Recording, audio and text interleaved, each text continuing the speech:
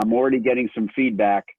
So if you mute yourself, turn off your phones, shut the door, turn off the TV, sit back, relax, have a drink, have a cup of coffee, and it's going to be a lot easier if we do that.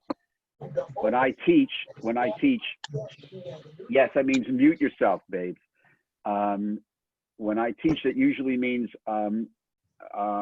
if you have a question, that something comes up, put it in the chat box. I'll try to get to it right away. But if we're going to get to it in 10 minutes, I'm going to tell you, just hold on. We're going to get there. Here's what I would like to do, and here's how the 3 weeks are going to go. Tonight, well, first of all, let me do the informal Richard address poll.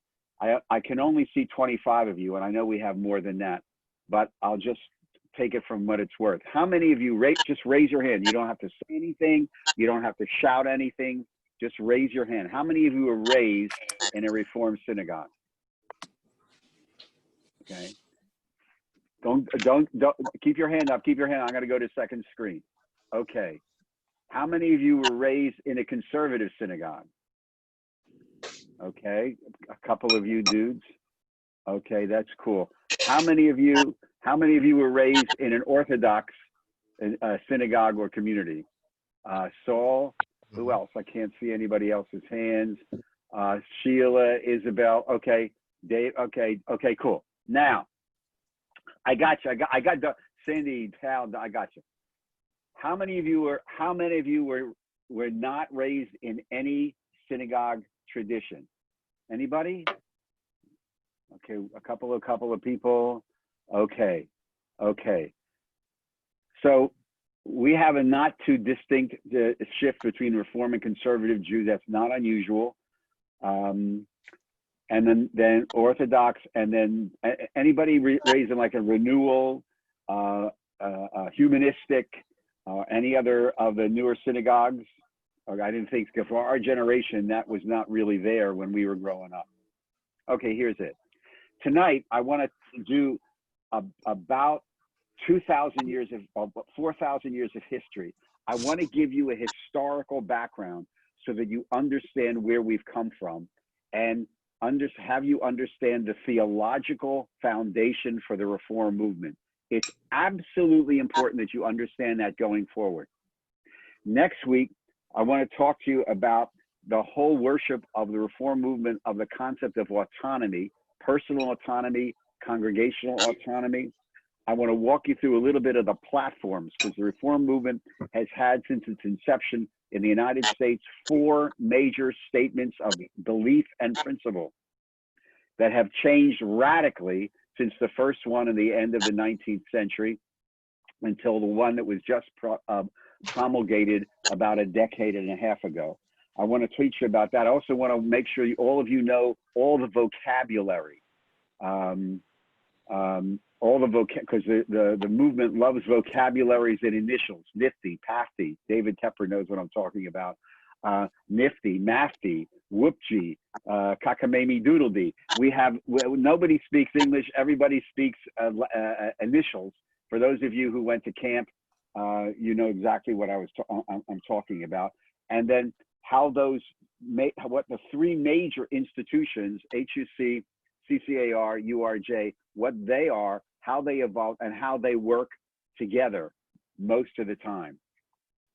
And lastly, the big finish on the 6th of August, we're going to talk about governance and responsa, policy, and talk and take you through some of the differences and similarities of the movement now in the beginning of the 21st century with the other movements around certain ritual, political, and social justice and bioethics issues, which is important for you to know. As a teaser, there's more similarity between the movements dealing with bioethics issues than there are in ritual issues, which should not surprise some of you. Any of you who are in mental health or physicians, nurses, that's a tease. Okay, no questions? Cool. There's 2 chatties. Some people need to, yes. Oh, yes. Okay, cool. David Tapper, I don't see you. I don't know what screen you're on. Could you wave your hand or something? I'm Where actually are the you? sunset. Where are you? The sunset. Oh, you're the sunset. Oh, that's even better. There I am. Just like in Hazleton, Pennsylvania. No, just like in St. Petersburg, Florida, which is where I am. You're in St. Petersburg? Boy, that's a hell of a commute from St. Petersburg to Jacksonville. Yep. Anyway, okay, listen, here we go. The Reform movement began in the 1800s in Germany. It evolved naturally from the entire historical experience of the Jewish world. So the first question I want to teach you is, we always get this, rabbis love to preach it, how come we've survived where we shouldn't have been? I mean, Israel, the Jews should be a fossil in the Smithsonian Museum or the Hebrew or someplace else. We should have died a million times, but we're still here. We're still here and functioning quite well. So here is my attempt to teach you something that you probably have not. Usually people say, well, how come the Jews have survived? Well, the family, Torah, God. The answer to all that is none of the above. None of the above. We've survived because of one thing. And we can trace this one thing through Jewish history. The first radical change occurred when we're in the Torah, from the movement from a nomadic people, assuming that we existed in Egypt, and there is only to this date one real scientific, non-biblical example of the presence of something called Israel from a pharaonic stone, the Pharaoh Mar-Neptah, in about the 12th century BCE. But that's for another adult education program. But we were nomadic people, and in the 10th century, we settled, 10th century BCE, we settled and had to build God a house. If you remember from Exodus and Numbers, God was a cloud, the fire was there, okay? So with the monarchy, we built God a house. And if you wanted to see God, you made an appointment, but you couldn't get in. The priests could get in, or the high priest. And there were rules and regulations. It's half the book of Exodus and all the book of Leviticus, okay? The next major step in this came in the Babylonian exile. The Babylonians destroyed the southern kingdom. The Assyrians destroyed the northern kingdom in the 9th century. The Babylonians destroyed the southern kingdom in 586, the 6th century BCE. They destroyed the temple. They took, read the book of Jeremiah, they took people from Judea in exile into Babylonia. By all rights, Judaism should have been destroyed then. Why? Because the land had been conquered. The seat of the cult, the sacrificial cult, had been destroyed. And by definition in the Middle East, the God that was in charge of that particular chunk of land had been destroyed by the Babylonians and therefore gone. Judaism faced a major issue. We die or we survive. How do we survive? Jeremiah chapter 29. He wrote a letter to the exiles in Babylonia saying, adapt, marry women in Babylonia. We're going to change religion. You can now worship God in Babylonia. At the same time, by the way, there was a developing diaspora community in Egypt. So in the 6th century, as a result of the destruction of the southern kingdom, Judaism adapted and in truth, oh, shut up. Does anybody know how to shut up Syria? I have a little person in this watch who talks to me. I never talk to it. She talks. Must have said the magic word. A bell just went off. Please mute the extra sound. So the Babylonian exile, this was a major transformational point. We innovated a new Judaism. By all rights, all of a sudden, there was no temple, there was no priesthood, there was no sacrificial cult. We got the instruction, okay, change it, innovate something brand new. Next one, the year 70, the beginning of the Roman wars, the Roman War 66 to 70. There were 2 more revolutions against Rome. Both failed. Rome conquered Judea. You all saw the movie. By rights, again, Judaism should have been destroyed because the temple, the sacrificial cult, the priesthood, destroyed. This is the same time in the beginning of Christianity, that intertestamental period. Maybe we'll do a program on it. It's fascinating. We survive. Why? Because in order to keep the faith alive, Judaism adapted and innovated. It became the academy. The center of the community shifted to Babylonia, the beginning of the Talmudic age, and then moved into the rabbinic period. There was no more sacrificial cult. You couldn't worship God by sacrifices, so the rabbis created, instead of sacrifices, because we don't have a temple, we will then pray. So we produced, there were 3 major sacrifices in the morning, the afternoon, and the evening. So the rabbis took the text and they said, we'll interpret the text so that there's a shachrit, mincha, mara service.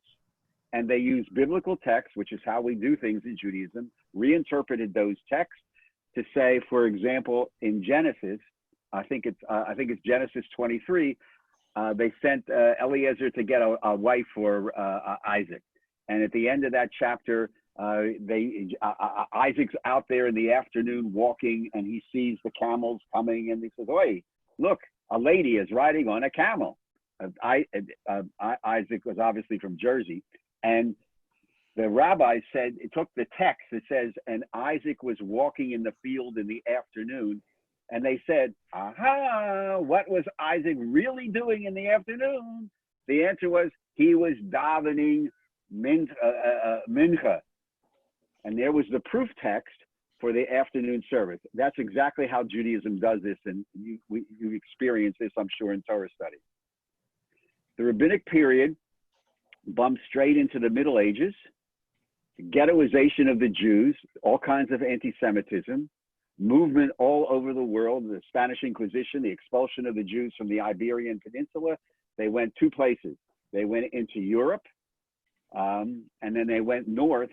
For those of you who've been to Amsterdam and davened in the Spanish and Portuguese synagogue in Amsterdam, or looked at the paintings of Rembrandt, that was where some of the Spanish and Portuguese group went. They went north. The others went east into the underbelly of Europe, into Hungary, came up through the Pale of Settlement, and for the whole period, the Fiddler on the Roof period, okay, ghettoization. That breaks down with the coming of Napoleon, and Napoleon, in his march eastward, breaks down the ghettos and, in essence, frees the Jews. If you look at Jewish history, Napoleon has a pretty good, gets good press because he broke down much of the ghettoization. At the same time, now put on your world history class from undergraduate school. At the same time, you have the breaking down of the Middle East, the whole medieval system, the Protestant Reformation. Things religiously begin to change. You have the birth of the Enlightenment. And this is where the story gets very interesting for the birth of Reform Judaism. Up until this time, the Judaisms that exist, and there were tons of them, were basically what we would call in our modern world, Orthodox Judaism. All these strands, mysticism, Kabbalism, Hasidism, all of these spring up during this rabbinic period and even pre-rabbinic period. Okay, there's a lot of evidence that Kabbalism really is rooted in the pre-rabbinic period, and we don't have the time to go into all that. Okay, so but you can go to the great God Google and look it up. I mean, it's all there. So we bump into the Enlightenment. And as a result of the Protestant Reformation, scholars begin to look at the Bible in a very different way. They begin to look at it scientifically. Okay, so you remember what's happening in Europe during the Enlightenment. They develop through Protestant biblical scholarship, the idea of the textual hypothesis of the Bible. In the Torah especially, because it's the foundational text for Christianity and Islam, but especially Christianity, because this was coming out of Christian Europe, they discovered there were strands, there were contradictions in the text. Did God purposely contradict himself? No, most likely this is a text here, and an editor put this text together there, and they wove text together, and as a result, you have a finished document. And those texts were labeled JEPD. There's no exam, so you don't have to worry if you're not getting a final on this. So, and J stands for the Yahvistic text. E for the Elohistic text. These are Hebrew words. The P stands for the priestly text, and the D stands for the Torah portion that we're going to start on Saturday, the Deuteronomic text, based upon the linguistic patterns in the book of Deuteronomy, which are casuistic. There's a lot of if-then. If you follow my commandments, I'll kiss you, hug you, and everything will be wonderful. If you don't follow my commandments, I'll kill you. It's a shortened form of what is in a lot of the text. Now, at the same time as this is happening in Europe, in Christian scholarship, the ghetto walls fall in Western Europe. The Jews rush out of the ghetto walls. Interestingly enough, in Germany, where the Reform movement was born, where did the Jews go? As soon as they were allowed to leave the ghetto and were granted citizenship, two major institutions is where they rushed to. One, they rushed to universities for education, and two, they rushed to join the army. Why the army? Because that was the means of accessible and passable access into the general society. If I'm educated and I have proven, it's like in Israel, and I've served my country, I'm part of the society. Okay. Here is the pivotal point and the next major innovation. There arises in Germany, as a result of the Enlightenment, as a result of the changes in biblical scholarship, as a result of the breaking down of the ghettos, as a result of the alleged accessibility of the Jewish community, because there's still a huge anti-Semitism, into the general population, a desire to make the religious tradition, which was Orthodox, more, quote, modern, to reform the Judaism that was available to the people, okay? So you have people like Moses Mendelssohn, who translated the Bible into German. So you didn't need to read Yiddish or Hebrew. You could read it in your native language, opened up a whole new ball game. Abraham Geiger, who created the first series of religious reforms within the Reform movement in the Great Synagogue of Hamburg, Germany. Okay? Some of those religious reforms we still today, a sermon in the vernacular. I don't have to worry about, I don't understand it, but the minister there, the rabbi there will speak to me in German. So the prayer book is going to be in Hebrew and German.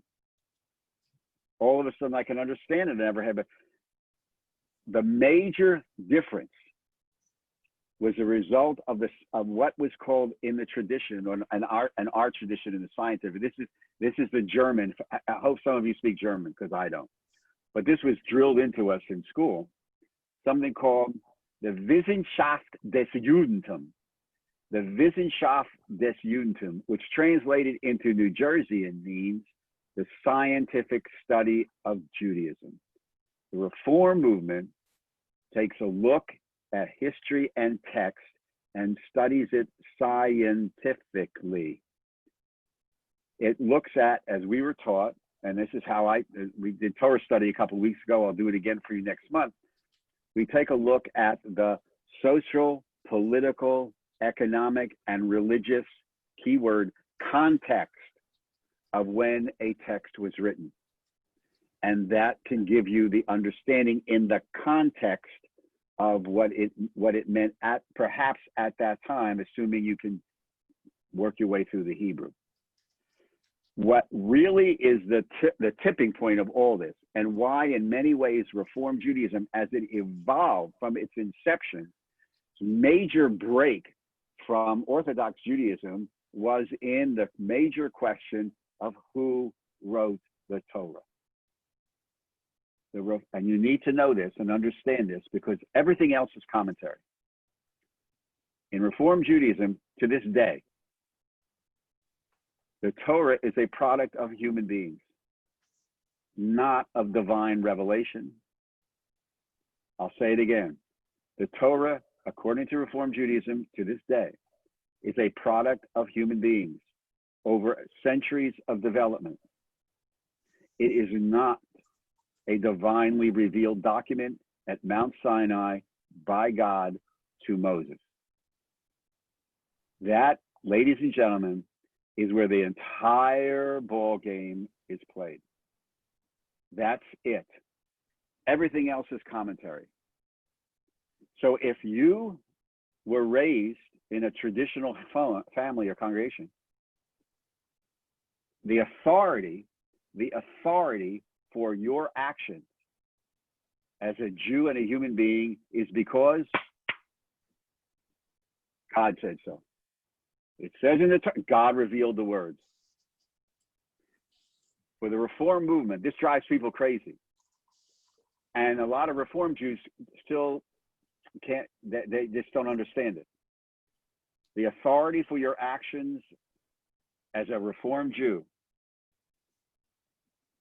is the community and yourself. That in many ways is a very different religion. It doesn't discount the concept of God. We'll talk about when I teach you the platforms, you'll see that that's very, very strong, but it changes the focus of where we get our authority from. That's why community in Reform Judaism is so powerful. That's where the concept of personal and congregational autonomy springs from. It makes it very difficult to be a practicing Reformed Jew. Why? Because you have to study the material. You have to know what you're accepting and rejecting. It's not like, well, I want to eat a cheeseburger, or I'll localize it here. I'm going to go to Jim's at 4th and South and eat my cheesesteak. Delicacy beyond delight. For those of you who indulge in that. And the nice thing about eating a cheesesteak, a good cheesesteak, is about 3 hours later, you get to taste it all over again. And just make sure if you do come to Philly and you order one, it has to have grease running down your arm. That's the real, that makes it really good. But to know for example, the laws of kashrut, just to say, boy, I really love lobster. I'm going to eat lobster. Where my best friend would look at a shellfish and they would break out and like, you can't eat it. It's not because you like it. Understand where the kashrut laws come from and why they are an aspect of community solidarity and cultural identification. Well, that changes just because I like it because it feels good. That's not an excuse. That's not a reason. This aspect of divine authorship is at the heart of the difference between Reform Judaism and traditional Judaism. And it's very important you understand that. That's the heart. So we understand the Torah. So when I teach Torah, as you may have figured that out, or when Reform rabbis teach Torah, they understand that this is a compilation of a series of strands of stories and ideas and legends that were weaved and woven together. Most scholars, biblical scholars, concede or think, we have no absolute proof, that the Torah as we have it was edited sometime either at the end or post-Babylonian exile, which would put it somewhere at the end of the 6th century BCE. And at that time, Judaism was controlled by the priests. So, and their people have actually done this. They have no life, but they've done this. They've actually counted up the number of verses in the Torah and how many verses were assigned to each strand. And the P document is the overwhelming document. They conclude, therefore, the Torah was really put together by the priest politically to underscore their power in the control of the cult. And you can teach the Torah as a book of political science, as we've done a lot, because in many cases it is. And you need to look no further than the first chapter of Genesis and the second chapter of Genesis, where there are two creation stories woven together. Genesis 1 to 2:4a is a priestly document, very straightforward. God, first day, it's good. Second day, good. Third day, good. Fourth, fifth, sixth. Okay, seventh day, this was exhausting. I'm done. Shabbat. Thank you very much. End of first creation story. Second creation story, Genesis 2:4b, the B part of the verse, to the end of the chapter. It's like it's much earlier. It's the JE version, probably 10th, 9th century BCE. God just creates things. Here's this, and at the end he creates a man, and the man says, this is nice, but I'm kind of alone out here. And he says, well, 2:18, it's not good for you to be alone. I'll bring you something to help you. And he brings them that things, and he says, is this what you want? They said, no, it's not quite what I had in mind. This thing called a platypus. It's just not what I had in mind, because it's getting cold in the garden. Finally, they can decide on a woman. I said, now you're talking, God. That's what I had in mind. It's a lovely story, but it's so different than the first creation story, which is very straightforward, very priestly, very formal. The second creation story, much more we can identify with, because it's like we would do it, okay? And the Torah is filled with it. And the Torah slow down, Richard. In the Torah portion, you're going to talk about Saturday morning, because I'm going to be teaching at a congregation here in Jersey. One of the commentaries, or several of the commentaries, say in Devarim, in the first chapters of the book of Deuteronomy, they retell the story of the spies that we read a month and a half ago in Numbers, and they tell it differently. So they say, well, did God change his mind? Did Moses forget from the previous book? And the answer is no. This is a Deuteronomic text.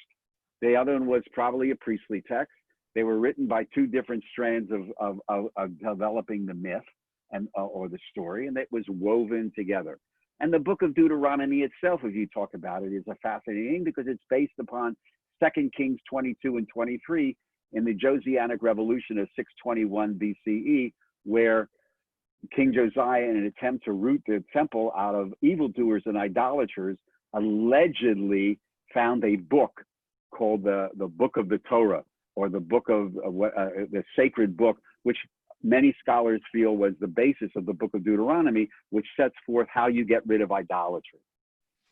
So again, this is not a class in political science in the Torah, but that is all there. And the same thing with the golden calf, which is also in another part of the book of Kings, when two warring kings, Judea and Samaria, set up golden calves in the temple and said, this is now your God.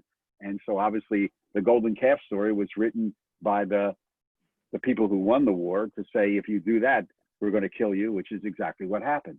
So so this is the way biblical scholarship works.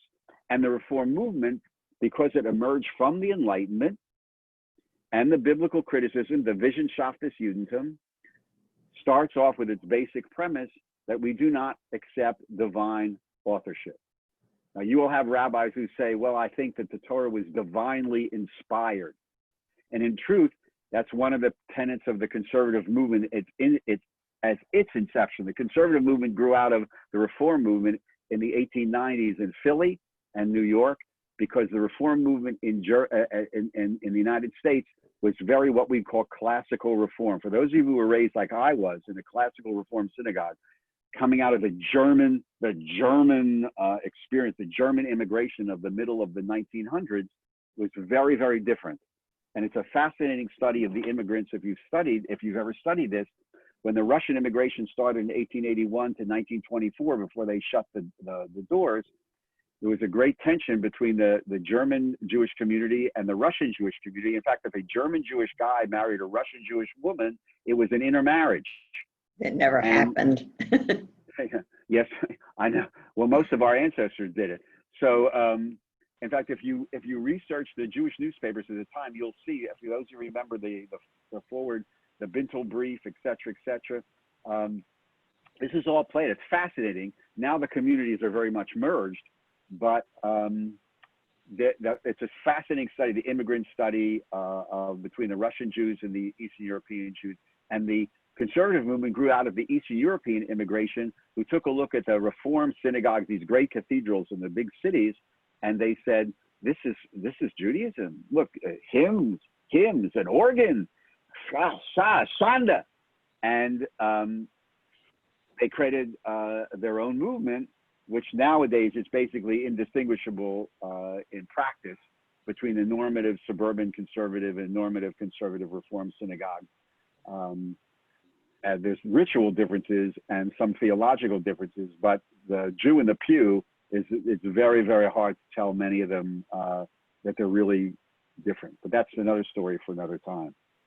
So again, here you have these innovations. The theory that I want to teach you for Jewish survival rests with this. So we've outlined very, and I mean very quickly, these revolutions. And it goes like this. You can write this down, because I will tell you, if you ever get into a discussion with somebody and say, Judaism has survived because of their faith in God. Judaism has survived because of the family. Judaism has survived because of the Torah. No, Judaism has survived because of this theory. It's a Hegelian dialectic. It goes like this. Over here, I'm backwards, so you'll have to follow along. The first concept is P. It stands for preservation. Most or all healthy organisms, institutions, committees want to preserve themselves. Over here, this is like a triangle. Over here is the letter A that stands for adaptation. In order to preserve themselves, as time goes by and as Judaism met different cultures, we had to adapt to those cultures. We changed our music. We changed dress. We invented new laws.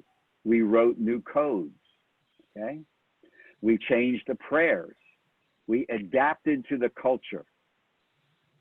Every once in a while, because of external and internal stresses and strains, the bottom of that triangle, we, letter I, innovated new Judaism. The temple cult in the 10th century, the post-Babylonian exile, rabbinic Judaism, Reform Judaism, new Judaism that didn't exist before, that were built upon an existing foundation, but changed Judaism. Okay, when the rabbis of the academy had to make decisions that were people brought them questions, they researched it. They adapted the lessons of the Torah. You've studied this, lex talionis, an eye for an eye and a tooth for a tooth. They didn't poke somebody's eye. It was judged to be financial compensation.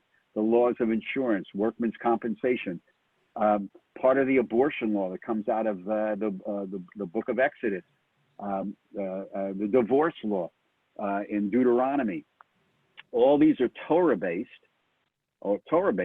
but then became adapted and changed and innovated to meet the times. There's a myth that Jewish law, halacha, never changed. That's a myth. It's not true. Jewish law to this day constantly evolves. I'm supposed to be on a lecture after this with the preeminent conservative theologian, Elliot Dorff, who's a friend of mine, who's working on a new response out of the conservative movement for triage, and specifically to deal with the current revolution in medical aid in dying, which is now law in 10 states and the country of Canada, okay? It's here in New Jersey, and so you know, I lobbied for it, I testified for it, and I'm in favor of this bill, which is now law in Jersey. The conservative movement is issuing a response to this sometime this year, trying to figure out whether they're going to be in favor of this or against this, and I want to attend it. But and we talk about this on the third session. The responsa will talk you through how some of this works. So halacha is very, very organic, very, very organic, and it's played out in the same way.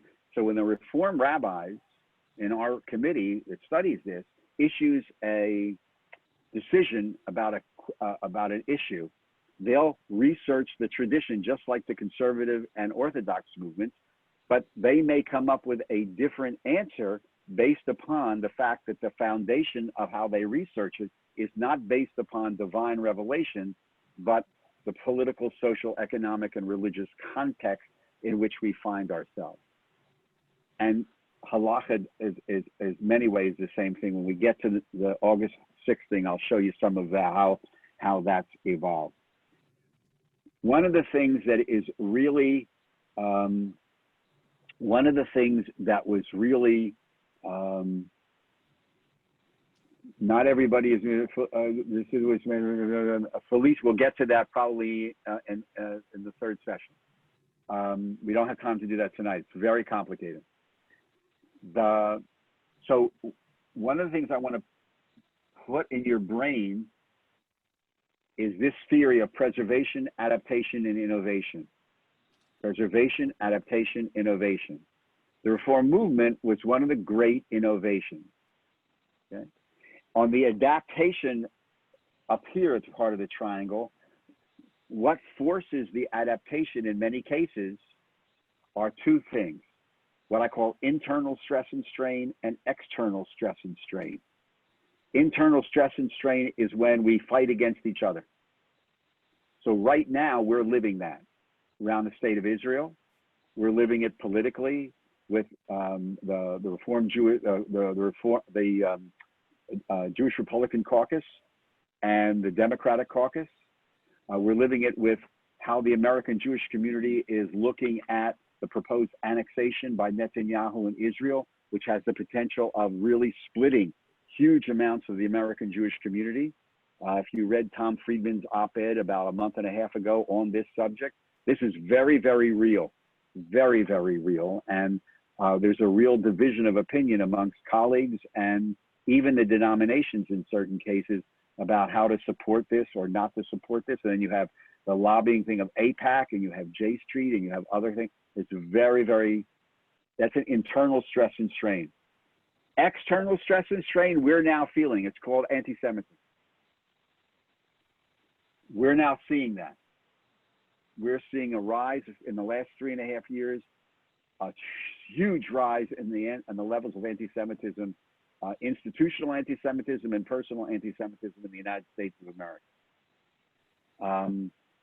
And in certain cases, like the pogroms, like the invasion from Rome, like the invasion from Babylonia and Assyria, this causes such a disruption that we were forced to innovate a new form of Judaism. So these two external stress and strains and internal stress and strains cause change. What does that mean for today's reform movement in the 21st and in 2020? It means, and this is my theory, you're free to reject it. I think we are at a point in the development of American Judaism, given all the stuff that's happened, that we are creating what I'm going to suggest to you will be the 5th major innovation in the history of the Jewish world. That we are creating an American Judaism. It's not exportable even to Canada. It certainly is not exportable to Israel. Those of you who travel to Israel and know the Israel community know that what passes for Judaism in the United States does not pass for Judaism in Israel. They're organized very differently.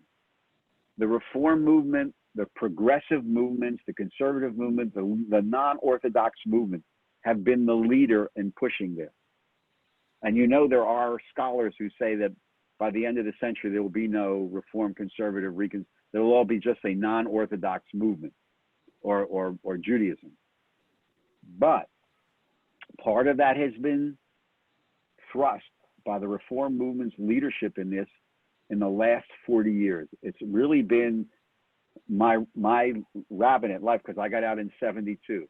And since 72, what has changed in the American Jewish community? The Judaism that I was raised in at KI in Philadelphia doesn't exist anymore. Anywhere. Okay? The music's different, everything's different. What are some of the revolutions that have taken place in these last 40 years, especially in the Reform community? If you think back, if you were raised in a Reform synagogue in the 60s and 50s, up until probably 68, 69, 70, we've had the revolution in synagogue music. We were raised with hymns and that big organ. And those hymns, they really like crush you. Behold, it is the springtime of the year. God is in his holy temple. Earthly thoughts betide us now. I still remember it, okay? Some of you may have been raised with that. You had an academic, you had a sermon, maybe 20, 25-minute sermon, which was in many ways very academic. You had ponderous music. Fast forward to 2020. If you don't play a guitar, I used to tell my students at HUC, if you play a guitar, you're going to get placed. Doesn't matter what you do. If you can play a guitar and sing, I don't play a guitar. This is why I don't sing. But the synagogue music started a revolution. Danny Friedlander, Jeff Klepper, Debbie Friedman, all these people from the good old days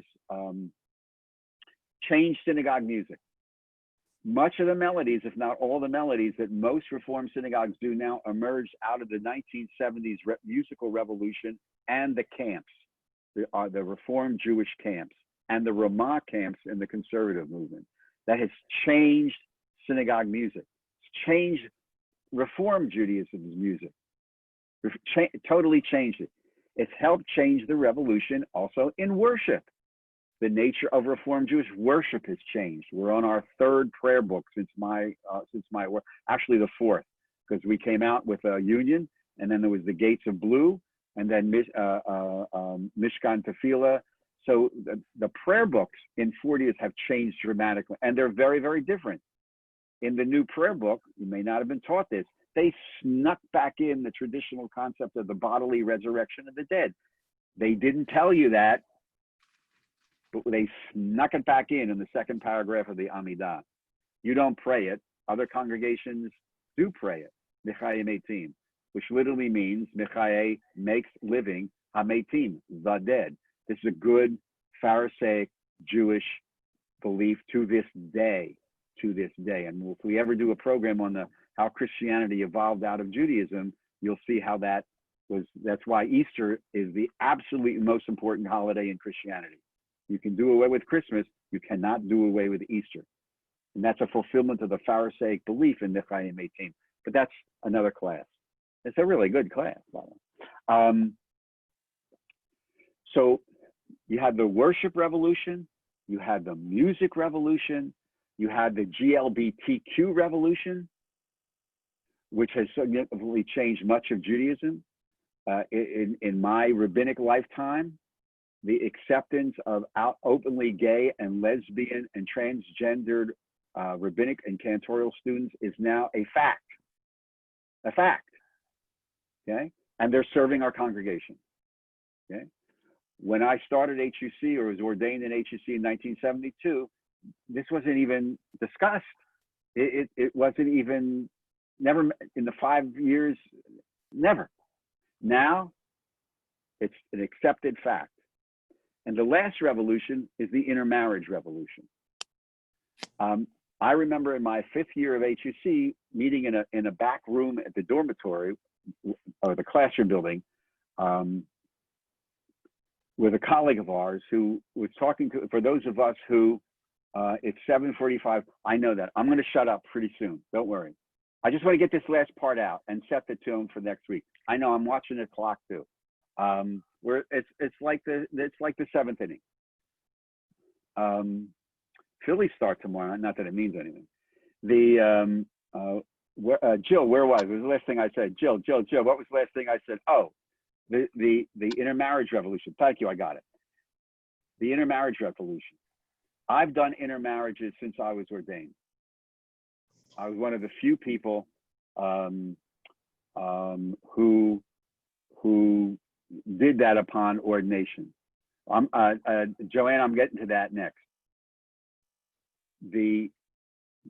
And in my first congregations, and even when I was regional director, the number of colleagues that I could refer to in my Pennsylvania council who did interfaith marriages legitimately were very few. Now, totally different. Now, if you are married to somebody who's not Jewish, there's no synagogue, conservative or reform, mostly reform, who will turn anybody away. In fact, the numbers of people are growing. The interfaith marriage rate in the United States of America, depending on where you live, and this does vary from geography to geography, is between 40% and 70%. And they're welcomed into our congregations openly. More and more colleagues are doing them under requirements. The CCR actually has requirements. That's part of the revolution. And it's changing the fabric of American Judaism. It very, very much is. In fact, I work with a group out of Baltimore, Lee and David, who are in charge of Jewish grandparenting, jewishgrandparents.org. And last year they concluded the first national survey of Jewish grandparents was ever done. Basically boomers, our age. The statistics are phenomenal. According to the statistics, listen to this, 53%, and this survey is available online. You go to jewishgrandparents.org. 53% of the current American Jewish grandparents are grandparenting children who are being raised in interfaith households. 53%. And by the way, what's interesting is no congregation has had the guts to talk about this. And yet, I don't know ha-kneset that well yet, but I'm going to be willing to bet you that you probably have one or two in your congregation. Just probably one or two. So this is part of the interfaith. And then lastly, as Joanne was reminding me, you have the gender revolution. So now, when we read prayers or you write a prayer, you don't write Lord, it's gender neutral language. The prayer books are supposedly gender neutral language, okay? This is part of this revolution. It's part of the creation of a new American Judaism. And the Reform movement has been the engine in many cases that is driving it. But before we open up to Q&A, I need you to remember, if you remember nothing else from tonight, the fundamental innovation and the fundamental difference that Reform Judaism from its inception in the 1800s in Germany was this rejection of divine authorship of the Torah at Mount Sinai. That's where the ball game is played. I fundamentally believe that. And so when we teach this and we talk about Torah study, and I will ask students, I will ask congregants, okay, when you look at that text, where does it come from? Did it come from God? Did it come from people? The big difference. I have 11 minutes of your turn. Any questions? If not, I'll just keep rolling. And you got to be tired of me talking already. So, and anybody? Nobody. Okay. I don't see anybody. So let me see if anybody has a blue hand up. Nobody has a blue hand up? Yeah, I'll raise one. You're under no obligation to ask, by the way. There's no reward or punishment. Raise my hand. Who's speaking? Adele. Yeah, it may not be a question, but I wouldn't consider myself very learned with history or in-depth Judaism and the biblical sources, but I've always known that inherent indifference that you're trying to instill upon us. I mean, it seems like, how many people already knew that? I mean, in this group. When you say inherent difference, what do you mean? The divine authorship versus men and interpretation for the Okay. Torah. Yeah, and it probably was just men in the ancient Near East.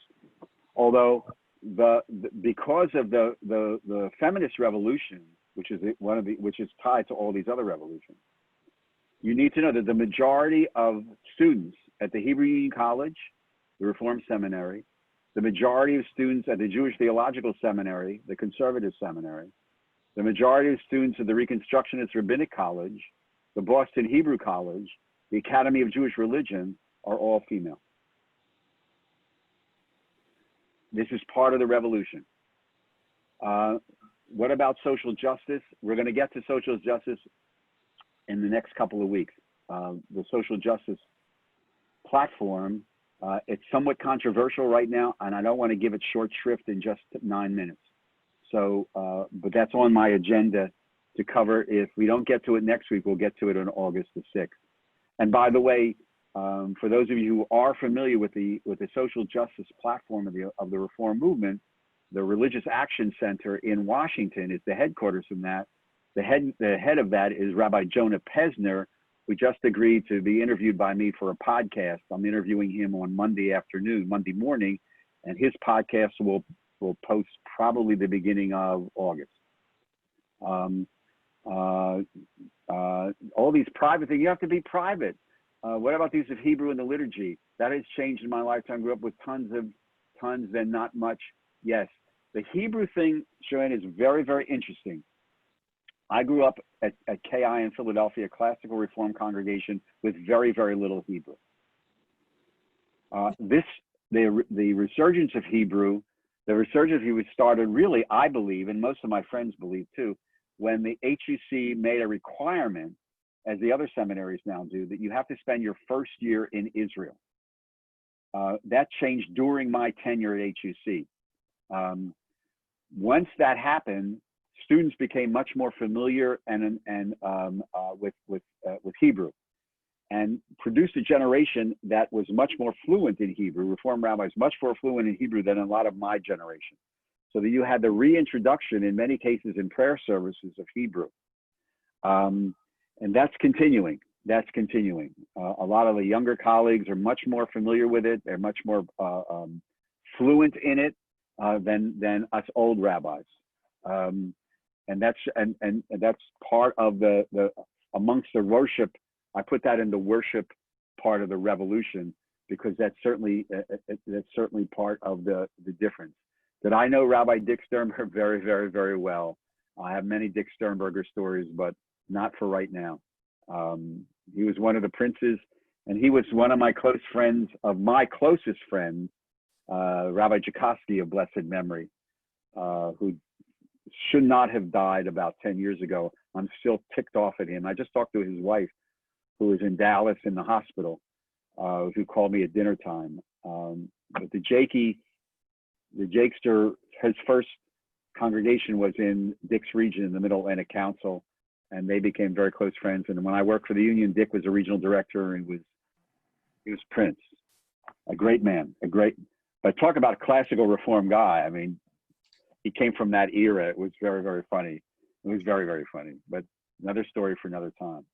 So again, this is I wanted to give you the historical foundation now for the movement. Where the movement came from is a concept of its innovation, where we are today.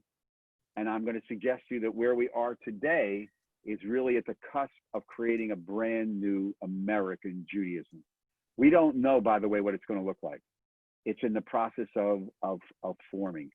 And we don't know, by the way, how the synagogue is going to fit into this. This pandemic is changing even synagogues. I can tell you that from my work with the union and my traveling around the country for my Jewish sacred aging work and my conversation with various generations of rabbis. There's a lot of change, and really we don't know where that change is going. Will the synagogue survive? The synagogue survives because the synagogue is the central, most important institution in Judaism. As Mordecai Kaplan said, and as Alex Schindler, Olav Shalom, my first boss at the union, used to teach us, the The synagogue is the only institution in American Judaism that continues to make Jews. The JCC, Hadassah, the Federation, they use Jews. Synagogue makes Jews. You're teaching kids, the next generation, how to be Jewish. You're teaching yourself continually how to continue to evolve as to be Jews. That's really powerful. That's why the synagogue will survive, but the synagogue is going to change too. And as I told my old congregation, they didn't believe me. I'll tell you, you probably won't believe me either. The synagogues that don't change, and especially as a result of this, who go back to the way they think it used to be, they'll be out of business in 5 years. And we're already starting to see that. There's a slow, but a little slow trickle of synagogue mergers. And it's very, very, we'll talk about this hopefully at a board meeting after the holidays. But we're in the midst of radical change right now, radical change. And really, leadership of congregations really have the power to exercise that change. And that's part of the autonomy, because every congregation is autonomous. There is no chief congregational arm. The URJ, whatever, we'll talk about this next week, is an advisory council. It's not a adjudicatory council. And there's no chief rabbi as there was in England. Every rabbi thinks they're the chief rabbi, but there's no chief rabbi. When I ran away for a year in my seminary training and took a congregation in London, and it was a Reformed congregation, which meant it was a conservative in American terms, but there was a chief rabbi of the British Empire. And the bulk of the community, and he had a royal appointment on the stationery and everything. It was a seal by appointment of Her Majesty Queen Elizabeth, which was pretty cool. Very, very different. And different countries are organized differently. We have a couple of minutes. Let me see what other questions. Oh yeah, Sophie's waving to me. Are you waving to say hello, or you have to go to the bathroom? You're muted, Sophie. I can't hear a word you're saying. To Susan, the CCAR is not a chief rabbi group. It is not. It is not. And I'll talk about that next week. I want to disabuse you of that philosophy. It is not. Are there Sephardic Reform Jews? Yes. A lot of them are in Florida, South Florida, by the way, who emigrated from South America, Cuba. They were raised in a Sephardic tradition, not in an Ashkenazi tradition. But they're members of Reformed synagogues. Anyway, Sophie, go ahead, real fast. Yes, I have a question. I was living in 3 different countries, for each one for a while. And United States is the first one that I entered a synagogue. I was living in Israel, and in Israel, I never entered a synagogue. Most of the people are secular there. I would say people who emigrated there in the last 20 years and so on. Correct. I mean, one of the shocking things of American tourists when they go to Israel and do Israel 101, they think it's like going to their suburban synagogue. And I remember the first time I talked to somebody, and they were there for Yom Kippur and Rosh Hashanah. And they said, I was shocked, Rabbi. I was shocked. I said, what shocked? He said, they were at the beach. They were at the beach in Tel Aviv. They should have been, we were in shul. They're at the beach. I said, yeah, because it's a different Judaism in Israel. Yeah, right, Sophie? That's it's right. different. It's very, very different. One of the challenges, the reason why the Reform and Conservative movement have had such a hard time getting a foothold in Israel is because they keep trying to export American-style Judaism into Israel, and it doesn't work. My old camp director, Aryeh, we used to have these arguments all the time at his house. He would tell me that the reason why the movement will never be in Israel because they are not a political party. If they want to be a power, they have to be a political party. That's the way it works. True. But the fact of the matter is, he was right. He was right. Yes. He was right. But Any other last? no, it's just one thing. But the thing is that they have some synagogues. It reminds me of Greece. In Greece, like every family has a little church. In Israel, every neighborhood has a little synagogue, and most of them are very, very Orthodox. Right. So yes, you walk through the city of Jerusalem, especially on every block. There's like 2 or 3 little stiebel, a little house or a little apartment, That's very, very different. The reform movement is trying very hard. About the last thing Rick Jacobs told me was about 9 or 10% of the Israeli Jewish community affiliates with the progressive movement, which is still not much out of a country of 6.5 million people. But they're trying. They're trying. Hey, Rabbi. Ladies and gentlemen, This is so. There are a couple questions. Susan's board's been wanting to ask a question, and then Isabel has a question. I want to make sure they get an opportunity. okay, go ahead. So, Take it away. Susan, why don't you unmute yourself? Wherever you are. Susan, go My ahead. question, of course, is about something you're going to answer in the future, social justice and how we care for each other as a temple family. Right. I'm going to address the social justice thing in depth. If we don't get to it next week, then definitely on the 6th, because that takes a little while. And by the way, Susan, there's a lot of controversy about that right now. A lot of controversy about that, but that's a tease. We'll talk about it in a couple of weeks. Isabel, where are you? I'm here. Okay, fire Maybe. away. Okay, so if God didn't write the Torah, Right. then how do you explain creation? The reform movement, again, I go back to that German phrase, Wissenschaft des Judentum. The normative philosophy of the reform movement to its rabbi, is a belief in creation, in the Darwinian gradual evolution, not the Big Bang or not the literal aspect of Genesis chapter 1, but evolution. And remember, well, like we talked about when I did services, I want to get into that if it's too complicated right now. But that's how we explain. I am very comfortable explaining creation and teaching it in Genesis as the Jewish, the biblical author's attempt to deal with how we got there, which is like Genesis 3, if we ever have time to teach that. Genesis 3 is the biblical author's attempt to come to grips that we are all going to die. And so they wrote this lovely myth called the Garden of Eden, and a lot of those early stories were based upon pre-Hebraic cultures, the Sumerian, Babylonian cultures. The flood story is a story all over the world. Every civilization has a flood story.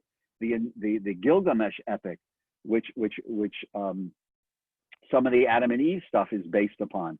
Remember, we have this thinking that the Jews grew up in a vacuum. They were part of a culture and civilizations, and they meshed with all kinds of other civilizations.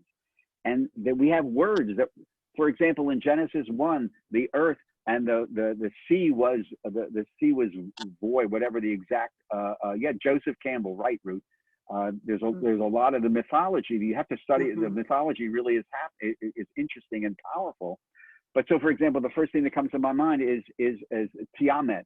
Tiamat is the Hebrew word for the deep in Genesis 1, but it's the Babylonian sea god. Shabbat, according to etymologists, comes from the Babylonian word Shabbatu. And what the Hebrews or the Israelites did in the course of the evolution of Judaism is they adapted these pre-Hebraic things and put a moral stance on it. It's fascinating to study. Remember, we are part of culture. We moved. The Israelites didn't exist in a vacuum. I keep trying to tell Clay that we never existed in a vacuum. We borrow. We were adapting. That's preservation, adaptation, innovation. We are constantly adapting to the cultures and civilizations that we were part of. We're still doing that today. Kol Nidre is not a Jewish melody. It's a German melody. Ein Kelohenu. We borrowed this stuff. We adapted it. It's fascinating.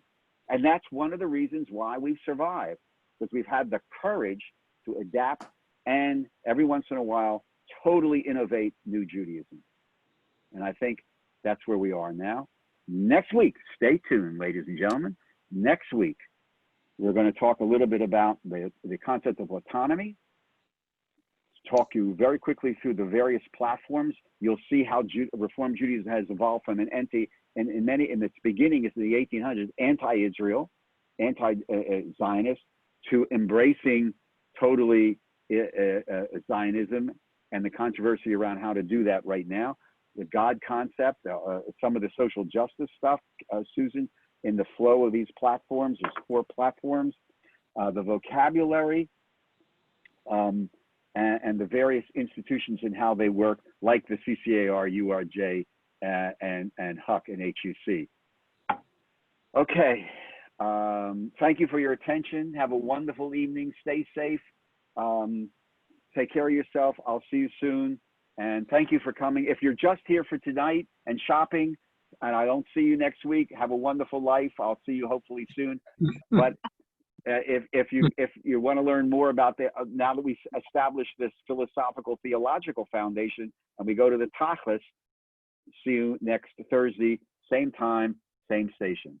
Thank you. Rabbi, thank you so much. I think that Jean is going to keep the Zoom room open for a little bit for people to chat and say goodbye. But Rabbi, thank you so very much. We appreciate it. Look forward to continuing our work together. And Jean, do people need to RSVP for next week in order to get the Zoom link or no? They do need to RSVP for next week. They should.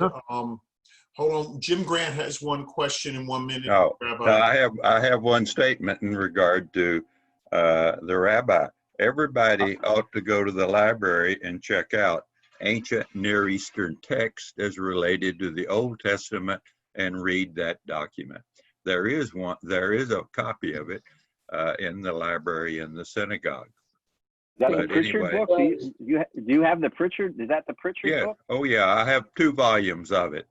As a matter of wow. fact, I went to college in the 1950s, and that was actually a commonly used textbook in the 1950s. Wow, that's pretty cool. Hey, Jim, if you could, can you type that in the chat box so people can jot it down? Oh, it's okay. I'll give you the words. Ancient, Near Eastern texts. Just write it down. That's the name of the book. Ancient, Near Eastern texts. T-E-X-T-S. I use that a lot when we do that. It's Right, and it's by it's by Pritchard. He's the editor of it, Pritchard. Thank you. Thank you all Tim. for. Way to go. Way to go. Rabbi, thank you. Thank you all for attending. Next Thursday, the room will open at 6:30. The rabbi will bless us with his presence from 7 to 8, and you'll have a chance to talk afterwards. I'm going to leave this on. Nice to see you all tonight, and Jill, thank you very much for hosting this evening. And Gene, I forgot to put the thing up. I was so stupid. I forgot to put the thing up that I was talking about. You know, you're never stupid because you did a great job without it. But there it is for anybody that wants to see it. Yeah. Okay. Thank you all. I'll see you next week, if not before. Thank you so much. Thank you, Rabbi. Bye-bye. Thank you, Rabbi. Take care, all. Thank you, Jean and Janie. Everybody. She puts up with me. Hi, Brian. Good night, everybody. Good night. Thank you, everybody. Thank you, Renee. Good night, everybody. We had Everybody stay 5 well. screens open at one time, which means we really did pretty well. We had about We had 78 people. Yeah, 55 people I saw, but maybe you saw more. No, it's 55 screens, so somewhere around 75 to 80 people. Right, because there's more than one person in a screen. Right. Like Janie and I were both on the screen Right. together. No, I'm enjoying all the programming. I'm enjoying all this program, something I probably wouldn't attend if it was at the temple, just because I might not make it, but so easy coming in and turning on my computer and seeing all the friendly faces. So I enjoy this. Susan, glad to hear that.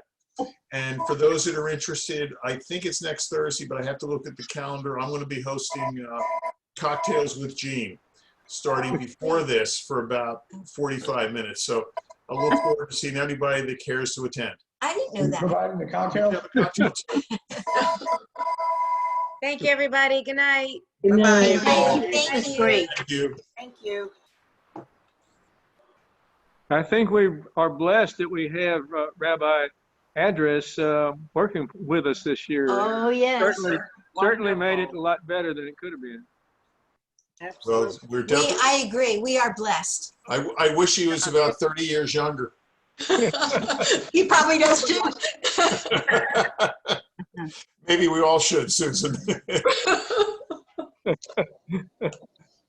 Yeah, I wish he could be our rabbi permanently. Yes, wow. but he's beyond that. Yeah, he's on so many circles, I don't even think we could catch him. Right. He's going around. Good night, everyone. Good night. Good night, everyone. Bye. Everyone. Good night, everybody. Gene, are you there? I'm still here. Who's yelling? What I understand is if you registered this time, Beth will send you on Tuesday a new Zoom information, but I don't think you have to re-register. You know something, David? I believe you're right, but why take a chance? Okay, well, the registration might not be there. I think there's different Zoom, the meeting numbers are different. Right. She's not using the same meeting number. And invite a friend next time. We can have more people. It's Yeah, great when we have lots of people. And David, you learned how to raise your hand, so now you can do that next time. Oh, I know how to raise my hand if I have something to do, but this is the memo that sent. I have it in front of me. Okay, well, she didn't send it to me, David. Why I am a Reformed Jew taught by Rabbi Idris on Thursday, blah, blah, blah. Of the 3 sessions, you will use different Zoom information, so be sure to check your email a day or 2 before each session. Thank you, David. Please do not hesitate to contact me if you have any questions. And I'm assuming Beth is in charge of this portion of information giving. Well, thank you for filling me in because I wasn't invited. But oh, well, I'm just reading from her memo. Party crasher. Thank you, David. I appreciate your doing that. But it never hurts to have people send it back in just in case. That's true. That's true. Okay, so what are you going to do? Throw me out if I don't re-register? It's tempting, but I won't.